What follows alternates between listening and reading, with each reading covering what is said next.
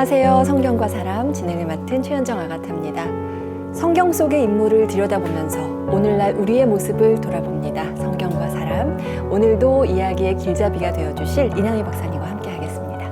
박사님 어서 오세요. 네, 안녕하세요. 오늘 우리 성경 속 주인공은 네. 여성 투사라고 하면 네. 될까요? 유딧인데요. 네. 저는요 사실 유딧을 어디서 처음 접했냐면 그림으로 처음 접했던 것 같아요. 그래서 많은 그림이 유딧의 모습을 이 어떤 홀로페르네스의 적장의 머리를 잡고 이렇게 네. 칼 내리치는 네. 장면, 우리가 이 유딧을 함께 살펴보는 거죠. 네. 근데 이 유딧이 개신교에서는 안 들어가 있다. 네. 예, 이것 좀 먼저 설명해 주세요. 네. 그 몇 가지 이유가 있을 거라고 이건 이제 제 짐작도 있고 뭐 읽은 것도 있고 그런데요.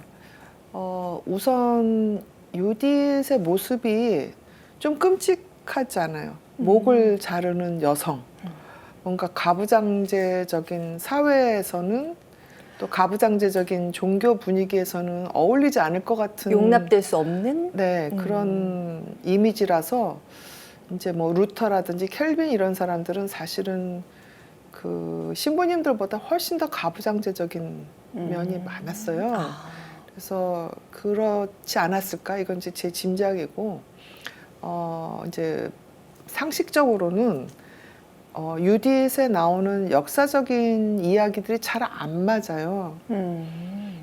그러니까 네부갓네자르라는 사람이 신바빌론 왕인데 뭐 아시리아 왕으로 나오고 이 역사적으로 확인될 수 있는 사건들이 없어요. 네. 그래서 이거를 이제 소설류, 뭐 라이팅 해가지고 소설로 치는데 그 중에서도 이제 아마 외경 뭐 이런 얘기 들어본 적 있을 거예요. 예, 우리 지난 시간에도 외경에 대해서 또 잠깐 네, 언급을 했었죠. 네. 그래서 꽤 많아요.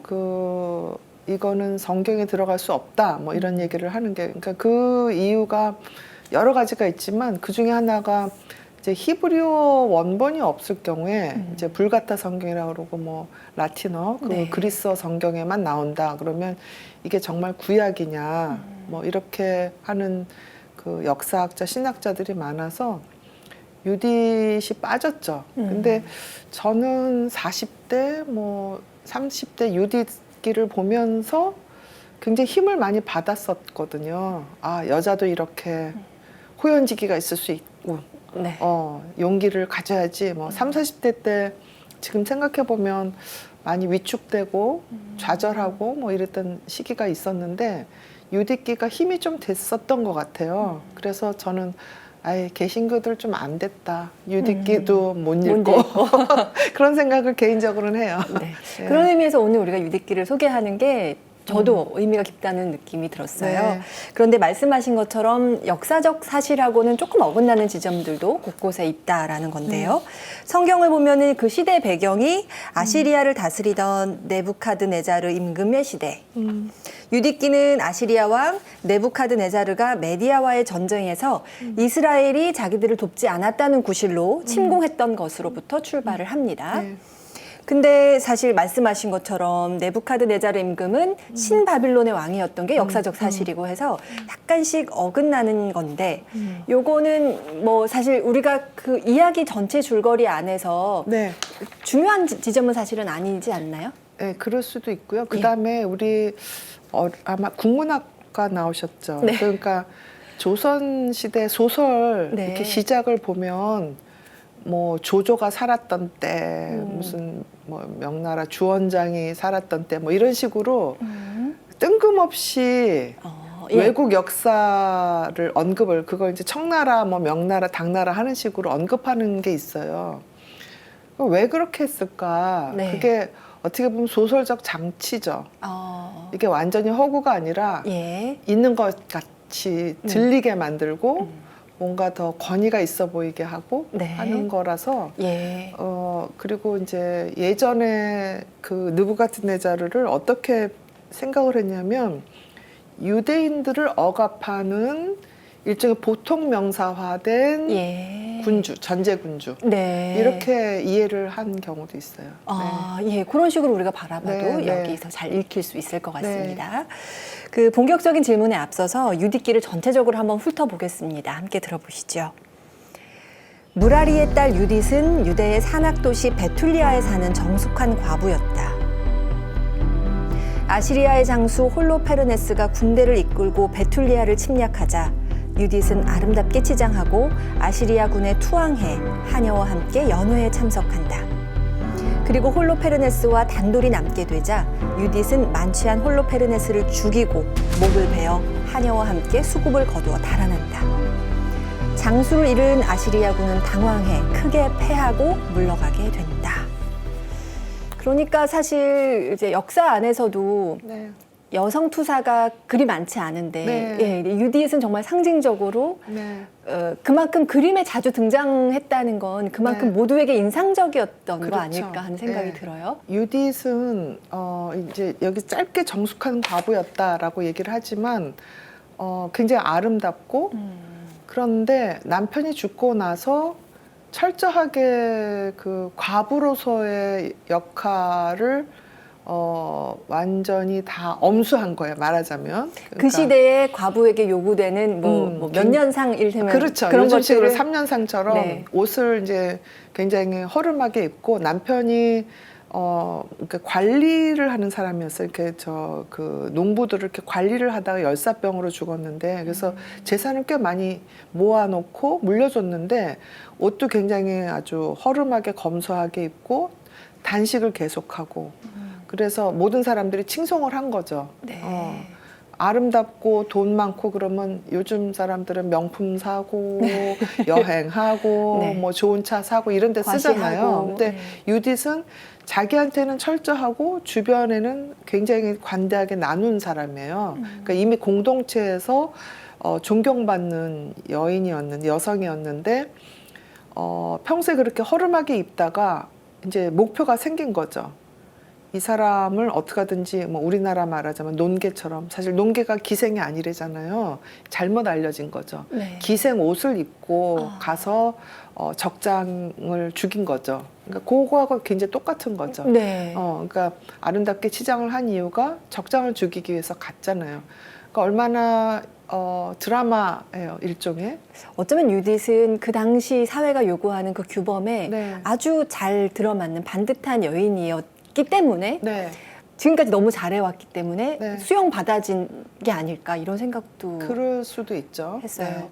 일종의 설화, 뭐 동화적인 요소가 있어서 외경이라고 봤지만 또 그만큼 사람들의 마음에 이렇게 원형적인 어떤 울림을 주는 거거든요.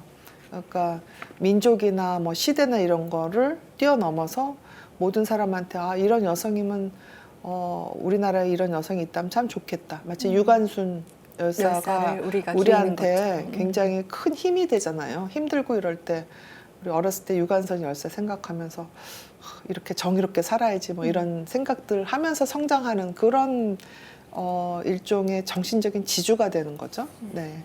그 대장이었던 홀로페르네스도 약간 그런 식으로 읽어도 됩니까? 그렇죠. 네. 그러니까 홀로페르네스의 그 이제 성경 구절을 보면 왕족은 왕족이에요.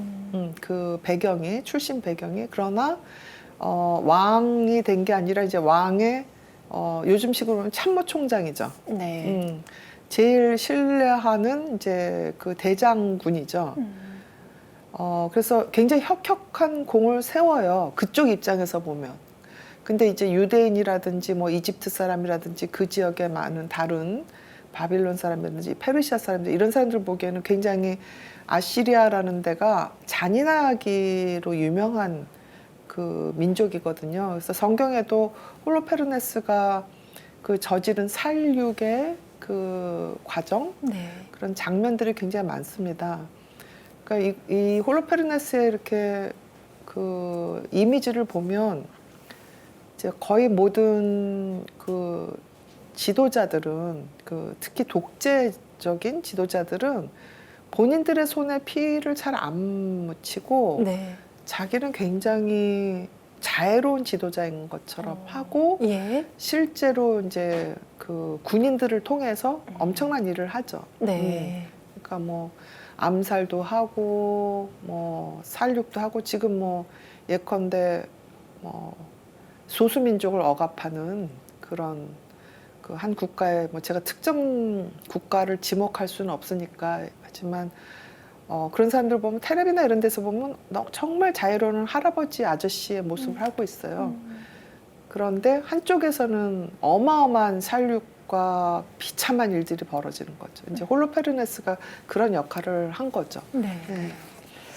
그 아까 말씀하신 것처럼 아시리아는 잔인한 어떤 네. 민족성을 좀 대표한다고 할 수 있을 것 같은데 그 유다인들의 항전에 대해서도 자세히 기록이 되어 그쵸. 있더라고요.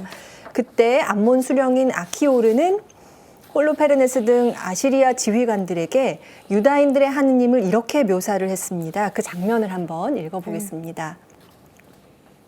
그들이 조상들의 길을 버리고 하늘의 하느님, 자기들이 알게 된 하느님을 경배하였으므로 조상들의 신들 앞에서 쫓겨나 메소포타미아로 달아난 뒤에 오랫동안 거기서 살았던 겁니다.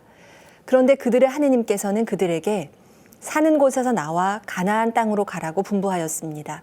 그리하여 그들은 여기에 자리 잡고 번성해 금과 은 그리고 아주 많은 가축을 가지게 되었습니다.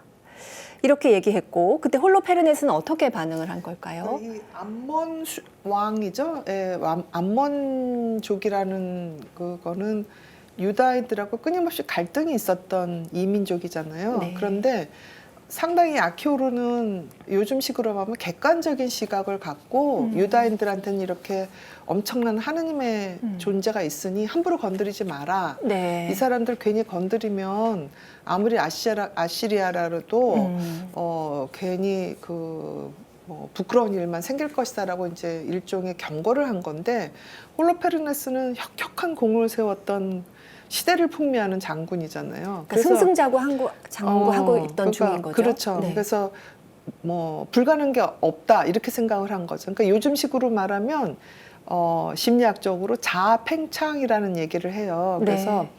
이제 뭐 지위가 올라간다든가 뭐 갑자기 돈이 생긴다든가 어떤 권력이 이제 있다든가 그러면 그 시기에는 사람들이 약간 뭐 조금 비속되게 표현하자면 돌아요. 돌아가지고 주변에서 뭐 대단한 분입니다. 그렇죠. 뭐 이렇게 칭송을 많이 하고 그러니까 그러다 각하 보면 전하 뭐 이런 식으로 이렇게 하면 내가 못할 게 뭐가 있어. 그래서 굉장히 비이성적인 거, 무리한 일들을 막 벌이죠.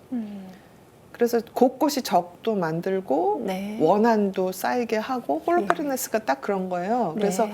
그럴 때는 간신들의 말밖에 안 들어요. 당신이 최고니까 하면 된다. 그래서 그렇게 간신들한테 둘러싸여 있으면 뭐 어마어마한 재벌도 무너지고 국가도 무너지고 정당도 고꾸라지고 네. 뭐 이런 어떤 조직도 그 간신들에 둘러싸여 있는데 그 지도자가 자아팽창이 된 그 날시스틱한 자기애적인 그런 상태에 있다면 네. 그 조직은 무너질 수밖에 없어요. 결국에는 합리적이고 이성적인 판단을 하기가 어려워지는 그렇죠. 건 거죠. 그러니까 홀로페르네스가 딱 네. 그 상황이었던 거죠. 예. 다른 말이 안 들린 거죠. 네. 그래서 그 패기로 홀로페르네스가 이스라엘로 가는 물줄기를 끊어버려서 이스라엘 백성이 절망적인 죽음을 맞이하게 됐답니다. 그래서 당시 이스라엘의 왕이었던 우찌야가 당시 어떤 지도력을 발휘했는가를 보면 조금 네. 실망스럽다고 할까요? 그런 그렇죠. 면들이 있는 것 같아요. 그래서 이제 우찌야 예전에 우리가 열왕기 이런 데서 나왔었던 우찌야랑 같은가 이렇게 생각할 수 있잖아요. 근데 꼭 그렇지는 않고 예. 이제 이름이 같다 이렇게 말하는 사람들이 많습니다. 그런데 왜 우찌야일까 보면 그나마 이제 다윗보다는 훨씬 못하지만 아주 나쁜 왕은 아니었다라는 평가를 받거든요. 네. 그래서 그 이름을 넣었나 이건 제 짐작이죠. 예. 근데 우찌야는 굉장히 무기력하게 반응을 했어요. 나가서 뭐 이렇게 해서 전략을 짜서 싸우자 이런 것도 없고 그냥 그저 참자 뭐 이런 식으로. 그러니까 참자 뭐 또 우리는 하나다 이런 공허한 구호가 사실 지도자들이 해야 될 일은 아니거든요. 구체적으로 어떻게 해야지 우리가 살 수 있다라는 요즘식으로 말하면 뭐 로드맵, 뭔가 청사진 네. 이런 거를 제시를 해줘야 되는데 그러지 못했던 거죠. 예. 그러니까 국민들로서는 또 민중들로서는 청사진도 구체적으로 제시해주지 못하고 어떤 전략도 갖지 못하고 무조건 공허한 구호만 외치는 그런 지도자가 믿을 수 있겠어요? 그러니까 정말 그럴 때는 민중들이 막 분열이 되죠. 네. 한편으로는 나가자. 뭐 한편은 여기서 그냥 죽자. 그러니까 그게 이제 오합지졸이 되는 거죠. 네. 그러니까 절체절명의 순간이 온 거예요. 예. 그리고 여기서 그 물줄기를 끊었다는 게 전략적으로 봐서 굉장히 중요한 거죠. 일단 예. 마실 물이 없고 먹을 것이 없으면 전쟁에서는 지니까. 그래서 그런 전략적인 측면의 얘기도 있고 또 하나는 물이라는 게 뭐냐 상징성이 우리한테 또 그렇죠. 있죠. 심리학자니까 물을 끊었다는 거는 이제 더 이상 유다인들이 생명력을 갖지 못하게 했다라는 그런 뜻일 수 있는 거거든요. 예. 그래서 그 생명력을 끊어버렸을 때 홀연히 나타나는 존재가 여성이죠. 여성이 또 생명력을 다시 되살릴 수 있는 상징적 그렇죠. 존재. 네, 그래서 뭐 이제 전통 우리나라 동양 사상에서는 여성은 굉장히 그 물 같은 존재, 뭐 네. 노자도덕경에도 그렇게 나오잖아요. 그러니까 음의 존재 그런 게 생명을 살리는, 그러니까 젖을 먹이고, 그렇죠? 또 자궁이 있고, 또 부엌에서 국을 끓이고 밥을 하는 그런 존재가 바로 물과 다 연결된 여성적인 그 심리적 상징들이거든요. 그래서 이게 그냥 우연히 있는 게 아니라, 네. 그러니까 전략의 문제가 아니라 어떻게 보면 심리적인 상황. 우리가 주변에서 굉장히 공격을 많이 받고 또 어마어마한 존재들에 의해서 억압받을 때 분노하고 힘들어하기도 하지만 심리적인 고갈 상태가 와요. 네. 그래서 자포자기하고 말하자면 굉장히 목이 말라서 서서히 말라 죽는, 그러니까 식물로 치자면 물이 없어서 말라 죽는 고사하는 상태거든요. 그러니까 그런 상태에 대한 이미지로 생각을 하시면 되는 거죠. 네. 그럼 지금 이스라엘 민족이 정말 극심하게 많이 네. 힘들고 네. 고갈되어 가는 중에 네.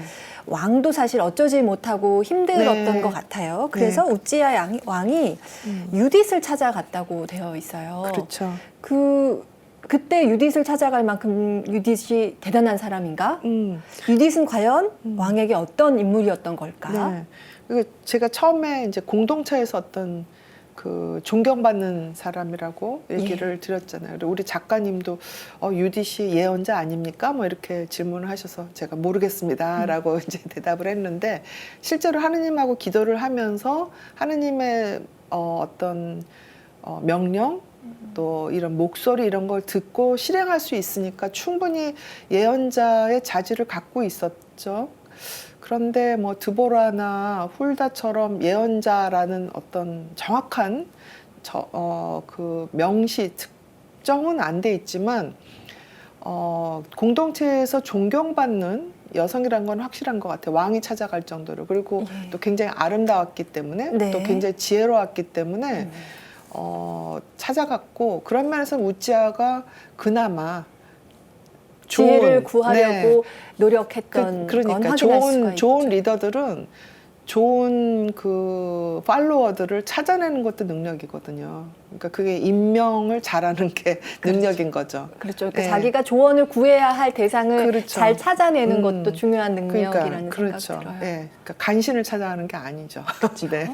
그랬는데 유딧이 기도를 하고 이제 다 결심을 하게 되는 건데, 기도할 때 머리에 재를 뿌리고 속에 입은 자롯을 드러내며 과거 이스라엘 여성들이 받았던 모욕들을 기억해내는 장면, 여기 아주 인상적이다라고 우리 작가님은 또 표현을 해주셨는데요. 네. 이 부분이 가지는 상징도 분명히 있을 것 같아요. 그렇죠. 그래서 이 장면 때문에 이제 많은 신학자들이 뭐 다말이라든지 디나라든지 왜 뭐 그 구약에 우리 같이 다뤘던 그 능욕을 당한 많은 여성들을 이제 떠올리는 거죠. 네. 그러니까 재라는 게 회색이잖아요. 잿빛이잖아요. 예. 그러니까 아무리 아름다워도 재를 뒤집었었을 때 아름다울 수가 없죠. 신데렐라가 원래 재투성이라는 말이잖아요. 그렇죠. 예. 그러니까 여성으로서는 굉장히 모욕적인 그런 상황이 재를 뒤집어쓴 상황이랑 비슷한데, 예. 이 유딧은 그거를 감수하겠다는 어떤 메시지인 거죠.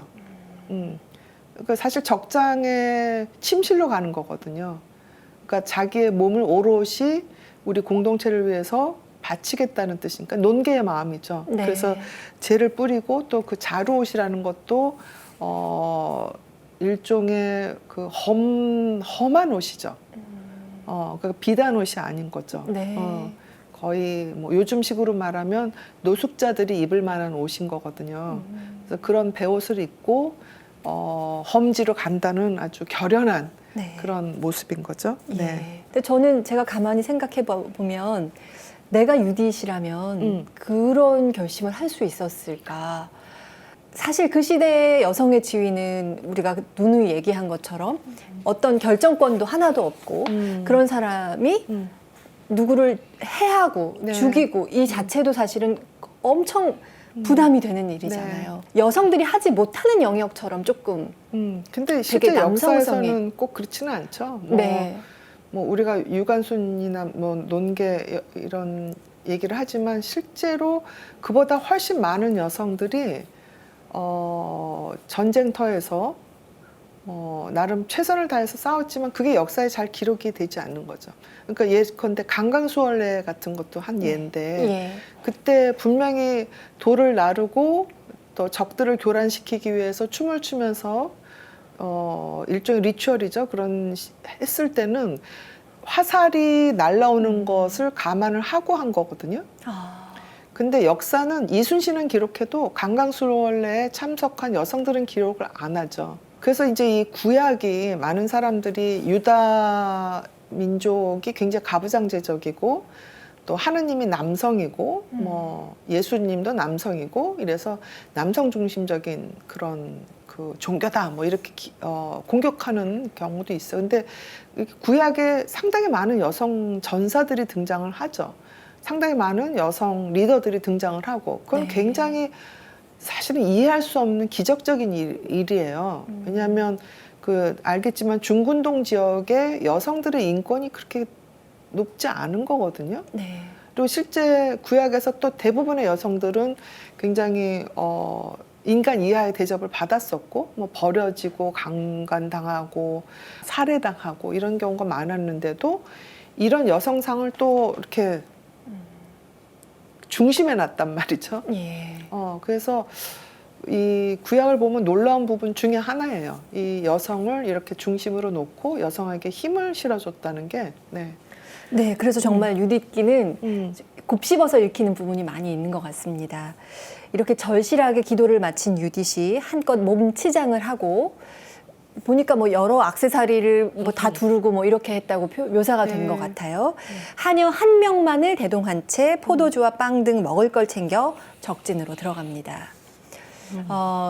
이때 유디는 어떤 구상을 하고 있었을까? 어떤 네. 마음가짐이었을까? 네. 궁금해집니다. 그러니까 여러 명을 데려가면은 일단 의심받을 거 아니에요. 그쵸? 수색도 할 거고. 딱 한 명 데려가고 먹을 걸 가져갔다는 거는 일단 사람의 마음을 조금 이렇게 가라앉히는 그런, 그러니까 우리 아가다님도 누가 먹을 거 주면 좀 기분이 그럼요. 금방 열리죠. 마음이 열리죠. 그렇죠. 그런데다가 이렇게 뭐 잔뜩 그렇게 바리바리 싸가면 네. 마음이 열리죠. 그렇죠. 네. 대접받는 느낌 들잖아요. 그렇죠. 그러니까 전략가인 거죠. 예, 예. 지혜로웠던 거죠. 네네네. 네. 네. 그릇까지 가져갔으니까 아주 제대로 한번 차려보자 하는 뜻이잖아요. 그리고 이제 어찌 보면은 여성이기 때문에 그렇죠. 훨씬 더 마음을 열기에 네. 용이한 그렇죠. 그런 꼭, 이 여자가 엄마처럼 나를 챙겨주네? 뭐 이런 느낌도 들 수 있잖아요. 네. 네. 그래서 적진에 들어간 유딧의 출중한 미모와 언변이 여기 묘사가 돼 있고요. 네. 그래서 정말 잔인하고 용맹했던 홀로페르네스마저 판단력을 잃고 맙니다. 평소에 이렇게까지 마시지 않는 사람이었는데 살던 중 가장 많이 마셨다. 뭐 이렇게 표현이 되어 있더라고요. 술도 왕창 네. 마시고 그 대화 장면을 한번 읽어보겠습니다. 온 세상의 임금이신 네부카드네자르님의 목숨을 걸고 주인님을 파견하신 그분의 능력을 걸고 말씀 올립니다. 주인님 덕분에 사람들만 그분을 섬기는 것이 아닙니다. 들짐승, 집짐승, 하늘의 새까지 주인님의 힘 덕분에 네부카드네자르님과 그분의 온 집안 밑에서 살아가게 될 겁니다. 저희는 주인님께서 가지신 지혜와 주인님의 영이 지니신 수완에 관해 잘 들었습니다. 온 나라에서 주인님 홀로 훌륭하시고 식견이 출중하실 뿐더러 전술에도 뛰어나시다는 걸 온 세상이 잘 알고 있습니다. 입안의 혀처럼 정말 달콤한 말을 유디시 장군에게 해준 거죠. 근데 이런 언변에 마음을 녹고 열 수밖에 없었을 것 같아요. 간신들이 볼 매뉴얼 같은 느낌입니다. 네. 네. 그렇게 해서 네. 홀로 침실에 초대가 된 거죠. 네. 초대 안 되면 어떨 뻔했어요. 근데 네. 그 시대를 보면 이렇게 이쁜 여자가 초대를 안 하고 몰래 유디의 침실로 들어올 가능성도 많아요. 어쨌거나. 어쨌거나. 네. 그리고 나서 그 손에 땀을 쥐는 그 장면이 이제 시작이 됩니다. 홀로페르네스가 자신의 침실로 유디스를 불러들이고요. 이제 이 장면이 이제 많이 그림으로 화가들이 그쵸. 그렸기 때문에 저는 몇 장의 사진 그림들이 막 눈앞에 네. 스치는 것 같은데요. 이 융심리학적 관점에서 이 장면에 대해서도 조금 분석해 주실 수 있을 것 같아요. 네. 그러니까 전투 전략에서 흔히 일어날 수 있는 그런 상황이기도 하지만 이제 심리적으로 조금 더 들여다보면 홀로페르네스가 갖고 있는 어떤 부정적인 남성성 있죠. 그 폭력성, 그 전투적인 측면, 뭐 잔인한 거. 그다음에 지나친 자기애적인 거, 예. 그다음에 상당히 전략적으로는 훌륭한 장군이거든요. 그러니까 잘 조직화하고. 네. 그래서 남성적인 측면에서는 굉장히 우월한 측면이죠. 논리적이고. 네. 그런데 그런 부정적인 남성성이 그 여성의 부드러움에 의해서 잘려진 거거든요. 그래서 이런 일은 꼭 여성과 남성 사이에서만 일어나는 건 아니에요. 그러니까 여성 안에도 부정적인 남성상이 있어요. 내 안에. 예. 그러니까 겉으로는 이렇게 굉장히 부드럽지만 속으로 봐서는 이제 굉장히 뭐 따지고 논리적인 어떤 그거에 사로잡혀가지고 다른 사람을 사랑하지 못하고 막 야단치고 비난하고 이런 사람들이 있어요. 굉장히 그 주변 사람을 못 살게 구는 여성들이 있어요. 이제 그거를 융심리학에서는 아니무스 우먼이라고 얘기를 하거든요. 네. 그거는 부정적인 남성상이 무의식에 있어가지고 주변 사람들뿐만 아니라 본인도 괴롭게 만들어요. 근데 그거를 극복하는 게 뭐냐면 조금 더 부드럽고 성숙하고 좀 물 같은 여성성이 그런 남성성, 굉장히 파괴적인 남성성을 힐링, 치유해 주는 거거든요. 그러니까 이 장면을 그냥 살인의 장면으로만 이해하지 말고 예. 여성의 경우도 내 안에 있는 파괴적인 폭력성을 내가 갖고 있는 어떤 자연스러운 여성성을 통해서 극복하고 치유한다. 이렇게 이해하면 좋겠어요. 그러면 아니무스에 대항해서 아니마가 이긴 거라고 보면 그렇죠. 근데 조금 더 건강한 아니마가 건강하지 못한 아니무스를 이기는 거죠. 근데 여성은 자기가 여성이기 때문에 아니마라고 얘기를 안 하고 남성에 들어있는 여성성이 아니마거든요. 네네. 네. 그러니까 어떤 경우에 만약에 이제 부부가 싸우는데 남편이 항상 폭력적이지는 않죠.